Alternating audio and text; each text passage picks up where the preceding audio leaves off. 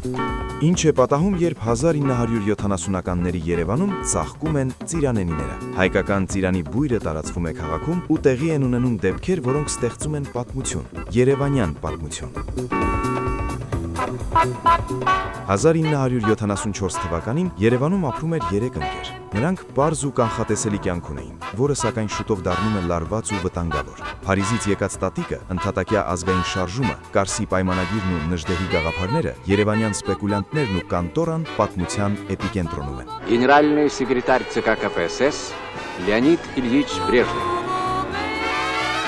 Երիտասարդ, խանդավառ, ապագայի հանդեպ հավատով լի երիտասարդներն աննկատ հայտնվում են գաղտնի զրույցների, արգելված թեմաների և օտար խաղերի մեջ։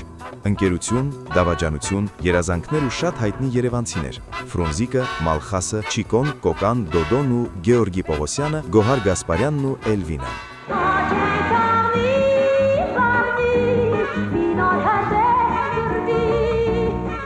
Վեպ սիրո, հիշողությունների, ժամանակի և գարնան մասին, որը միշտ վերադառնում է ծաղկած ծիրանենու բույրով։ Նյումեգը ներկայացնում է ռուսաստանաբնակ գրող Վիգեն Ջակոկաջյանի մեծ վեպը, երբ ծաղկում է ծիրանենին։ Գրքի գլխավոր գործընկերներ՝ Շարմ ընկերություն, Վերածնունդ հիմնադրամ։